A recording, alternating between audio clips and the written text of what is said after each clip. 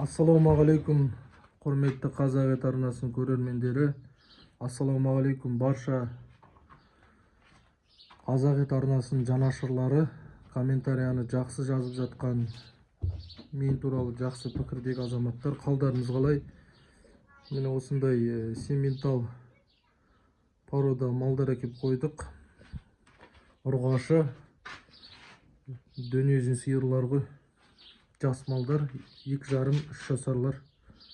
2,5 жасарлар ғой. Қысыр бұзауламаған. Алла нәсіп етсе, мүмкін сойып қалармыз.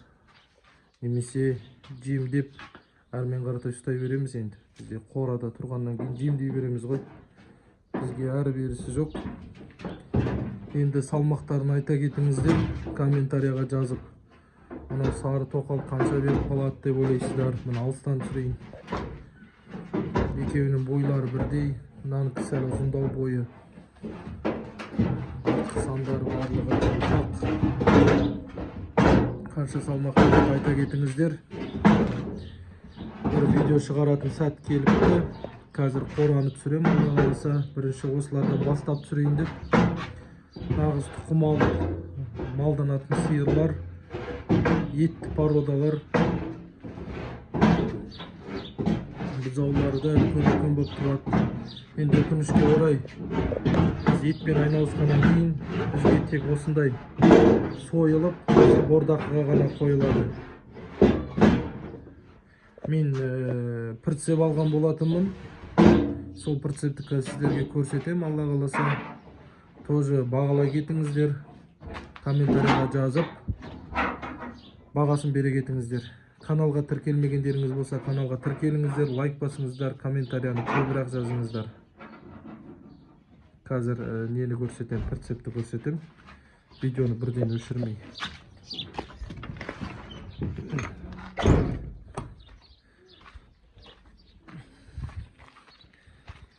Міне бізде далада, қалада осындай ағаштарды кесіп жатыр, қу теректерді.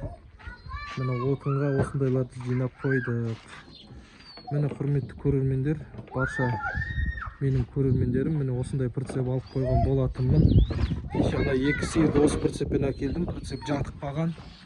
Артын бәрін боқ-боқ қылды. Міне ағашты да осымен тасып алдым. Арық прицеп ол тұрған жақта. Міне алды ашылады. Сосын әр жақ арты ашылады. Қазір ажар. Осындай прицеп, бағасын бере кетіңіздер. Дөңгелегі 13-ке.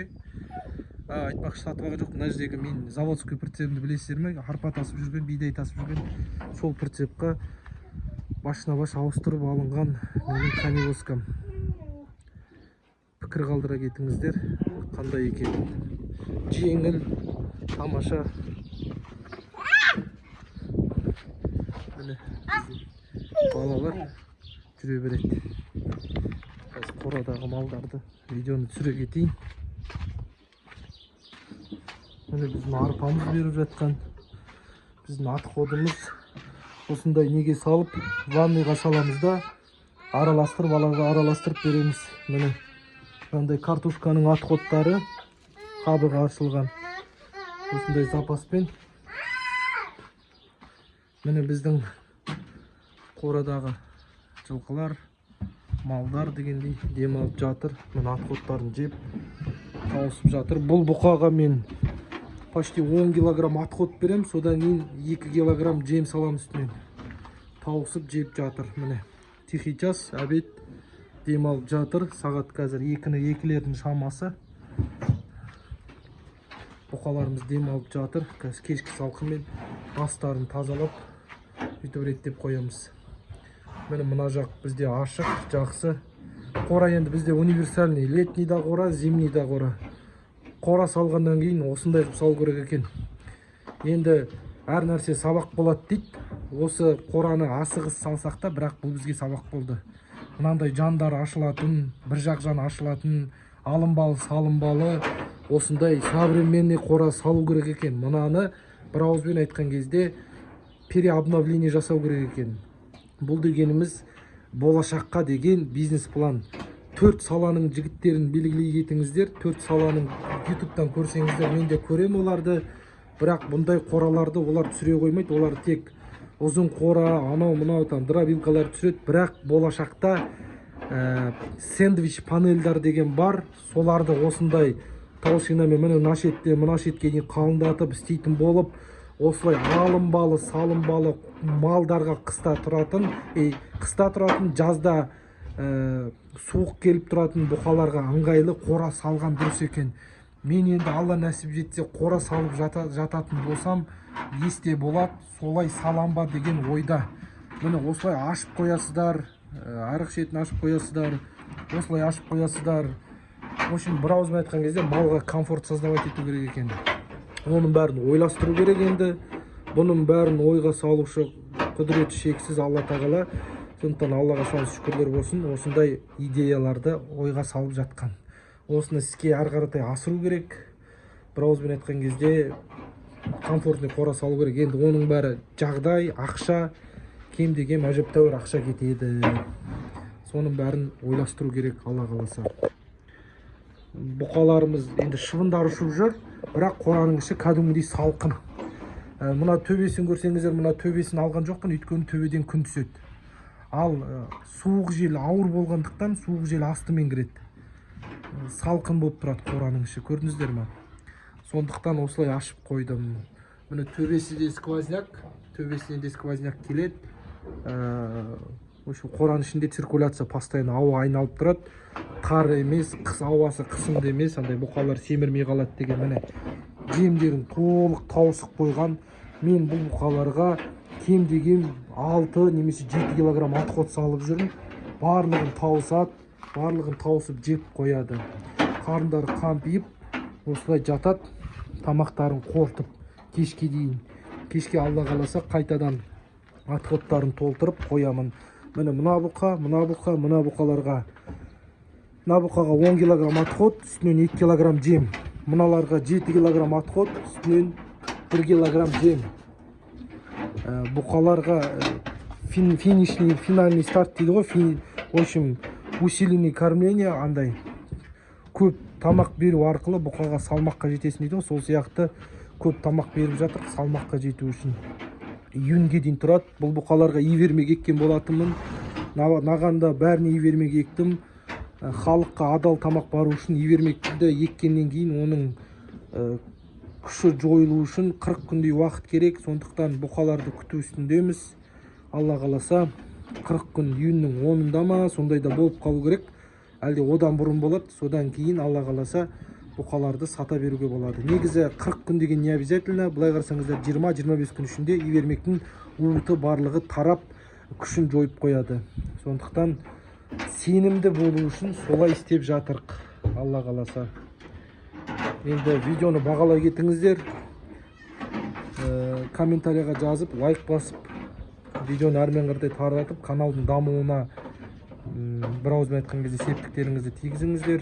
Бізде осындай кішігірім шаруашылық не болса да осылай кішігірім шаруашылықпен жай-жайдан айналысып жатырық. Кім-кім Аллаға тәуекел етіп өзінің істеген ісін Аллаға тапсыратын болса, Аллах тағала сол істің түбінде бір береке береді. Енді сіздерге бір кішігірім қисса дейді ғой. Біздің видеоның соңында бір сіздерге кішігірім әңгіме айта кетейін. Бұл ұстаздарымыз айтып жүрген, барлық адамзат айтып жүрген уағыз деп те айтуға болады. Бір күні енді жындардың тілін білген, жануарлардың тілін білген біздің пайғамбарымыз бар ғой. Ол пайғамбардың аты жануарлардың тілін білген, жындардың тілін білген пайғамбар. Ол Сүлеймен алейхиссалам, Сүлеймен пайғамбар. Енді әңгіме болсын деп, сіздерге кішігірім видеоның аяғы болсын деп соны айта кетейін. Сүлеймен пайғамбар бір күні орта жолда келе жатып бір құмырсқаға тап болады дейді. Құмырсқаға қараса, құмырсқа дәу тау дейді. Енді таудың үлкендігінде шек жоқ. Бәлкім Алатаудай одан да кіші, или одан да үлкен болуы мүмкін. Енді ол бір Аллаға тән, Алла біледі. Сол тауды жай-жайдан тасып жатыр дейді. Сол кезде қысқышымен, аузындағы қысқышымен алып. Содан кейін Сүлеймен алейхиссалам айтты, мына тауды неменеге тасып жатсың деп. Сонда құмырсқа айтыпты, мен әр жақтағы енді ұрғашы құмырсқа осы тауды тасып бітірсең, ол таудың арғы бетінде болыпты. Тауды тасып бітірсең, некеміз қиылып, екеуміз үйленеміз дегенге сондайға келтіріп айтыпты. Сүлеймен алейхиссалам айтыпты, бұл сен тауды өміріңнің соңына дейін тауысып бітпейсің ғой. Бұл тауды тауыса алмайсың ғой. Неге күшіңді жеткізіп атсың? Неменеге соншалықты тасып атсың депті. Өліп қаласың ғой, бұл тауды өмірің жетпей қалады ғой депті. Сол кезде құмырсқаның даналығын қарасаңызшы дейді ұстаздарымыз. Ал бастау менікі, аяқтау Алланікі ғой депті құмырсқа. Сонда құмырсқаның тәуекелшілдігін қараңыздар. Аллаға тәуекел етіп бастаған, әр істің бастаған кезде, тәуекел етіп бастаған кезде соңын Алла тағала өзі аяқтайды дейді. Өзі қазақта сөз бар ғой, жолға шық, жол өзі сені жеткізеді дейді. Сол сияқты құмырсқаның даналығына тәнті болған Сүлеймен алейхиссалам қасындағы жындарға айтыпты, мына тауды құмырсқаның жолынан көтеріп алып тастаңдар депті. Сол кезде құмырсқа жаңағы тауды жындар алып тастаған кезде құмырсқа айтыпты, міне көрмейсің ба, бастау менікі, аяқтау Алланікі, Алла өзі аяқтап берді ғой депті.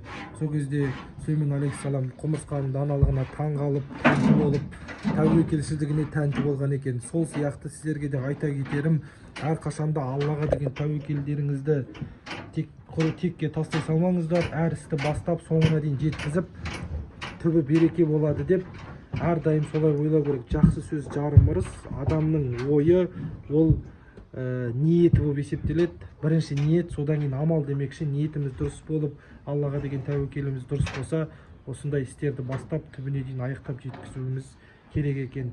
Сондықтан келесі видеоға кездескенше аман сау болыңыздар. Жақсылықта кездесейік. Қазақстанымыз аман болсын, ел жұртымыз аман болсын. Келесі видеода кездескенше аман сау болыңыздар. Видеоға тіркеліп, каналға тіркеліп лайк басыңыздар, комментарий жазыңыздар.